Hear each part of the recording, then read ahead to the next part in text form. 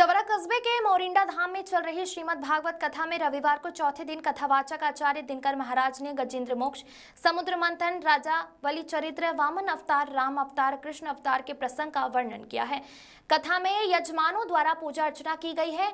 कथा में कृष्ण जन्मोत्सव धूमधाम से मनाया गया है। कृष्ण जन्म की संजीवन झांकी सजाई गई। कथावाचक ने कहा कि सत्य परेशान हो सकता है लेकिन कभी भी पराजित नहीं हो सकता है। मनुष्य को हमेशा सत्य का आचरण करना चाहिए। सत्य से बढ़कर कोई दूसरा धर्म नहीं हो सकता है। सत्य के वचन के पालन के लिए सतयुग के राजा हरिश्चंद्र ने अपना सब कुछ भगवान को दे दिया और स्वयं मणिकर्णिका के घर बनारस में समय बिताया। परीक्षा में सफल होने के बाद भगवान ने राजा हरिश्चंद्र को राजपट लौटाते हुए सत्यवादी राजा की उपाधि प्रदान की है।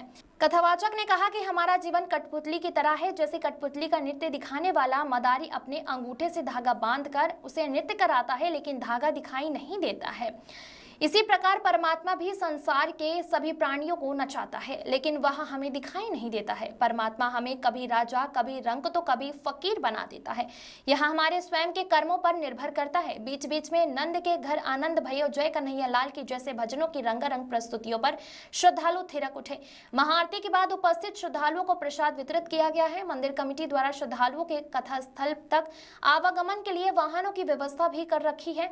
इस दौरान मोरिंडा धाम के महंत रघुनाथ दास महाराज, हसलाना धाम के महंत हनुमान दास मोनी महाराज, मंदिर कमेटी अध्यक्ष गजराज सिंह शेखावत काफी संख्या में श्रद्धालु मौजूद रहे। जेपी महारानिया की रिपोर्ट। ये आयोजन मोरिंडा धाम में, चवरा के मोरिंडा धाम जो है इसमें चल रहा है। सुंदर आयोजन ये 28 तारीख से निरंतर चल रहा है। 5 दिन 6 दिन हो गए इसको चलते हुए और ये 4 तारीख तक चलेगा। यदि सच में देखा जाए तो ये जो यहाँ ऐसा महसूस हो रहा है जैसे वृंदावन यहीं आ गया, या इसको आप काशी कहो या प्रयागराज कहो। इतनी तो भीड़ रहती है भक्तों की, इतनी संतों की रहती है। निरंतर संत भी आ रहे हैं दूर दूर से और ये 4 तारीख तक चलेगा। यह आयोजन 4 तारीख को रात को जागरण रहेगा और सुबह यज्ञ होगा, हवन, और उसके बाद भंडारा होगा 5 तारीख को। भंडारे के बाद इस कार्यक्रम को एक बार विश्राम दे दिया जाएगा।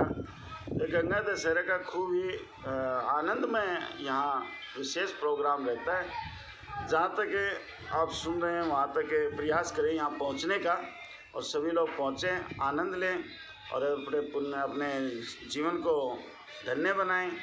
श्रीमद् भागवत जी चल रही है, इसका स्तनपान करें।